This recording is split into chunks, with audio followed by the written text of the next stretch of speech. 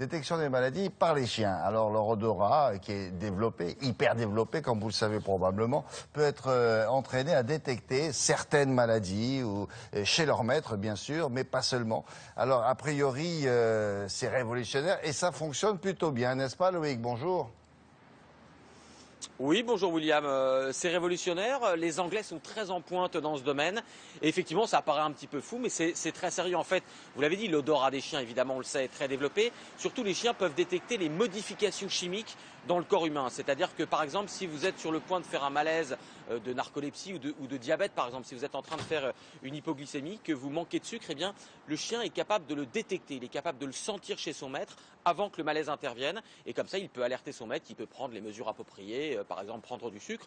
Et si le malaise a eu lieu, eh bien là encore, le chien est entraîné à aboyer d'une certaine manière pour alerter son entourage, pas juste parce que son maître est tombé par terre, mais juste parce qu'il a bien senti et bien diagnostiqué, si je puis dire, ce malaise-là. C'est très impressionnant. C'est ce que je vous propose de voir dans ce reportage réalisé par Laura Calmus et Thomas Donzel. Théo aime se faire chouchouter par son maître et adore qu'on s'occupe de lui. Mais la situation peut vite s'inverser si Kelly est victime d'une de ces crises de narcolepsie. La jeune femme peut s'endormir n'importe où et n'importe quand. Théo est alors capable de lui venir en aide en détectant, ou plutôt en reniflant, les modifications chimiques du corps. Une assistance qui lui a changé la vie. Je ne pouvais jamais sortir seule. Maintenant, je fais mes courses avec lui et si je tombe et que je m'endors dans la rue, il va aboyer jusqu'à ce que je me réveille.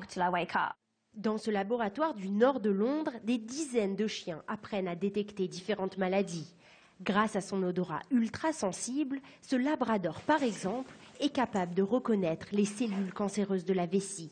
Il renifle les différents échantillons d'urine et s'arrête lorsqu'il repère l'odeur que dégage la maladie. Les gens étaient plutôt sceptiques au départ, mais c'est maintenant prouvé que les maladies ont une odeur. Les chiens peuvent être très utiles dans le domaine médical. Ils ont cette capacité à détecter quelque chose d'anormal. L'utilisation des chiens en médecine pourrait donc se répandre et devenir une nouvelle méthode de diagnostic et d'assistance des malades. C'est incroyable qu'on ne se soit pas rendu compte de ça plus tôt. Les chiens vivent avec nous et font ça depuis toujours. C'est une nouvelle méthode pour détecter les maladies, sans intervention médicale douloureuse. Les chiens seraient capables d'aider dans un large panel de maladies, telles que le diabète, les allergies, mais également d'autres types de cancers. Le chien, meilleur ami de l'homme, pourrait aussi devenir son meilleur médecin. Donc on le voit bien, Loïc, un chien qui peut effectivement porter une partie du diagnostic.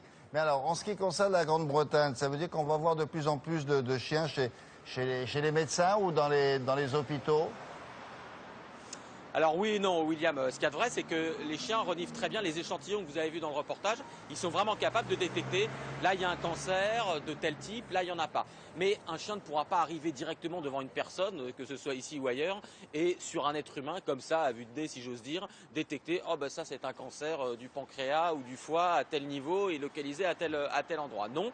En revanche, ce que font les médecins britanniques et ce qui va se développer dans les années qui viennent, c'est utiliser cette science canine pour mettre au point des senseurs artificiels, c'est-à-dire des nez canins mais artificiels, qui eux seront encore plus précis et qui eux permettront de faire des diagnostics sans aller dans le corps des gens, sans être trop intrusif, c'est-à-dire sans faire de biopsie, sans faire de chirurgie, et de manière finalement très douce de faire un diagnostic très précis, inspiré de ce qu'ont toujours su faire les chiens.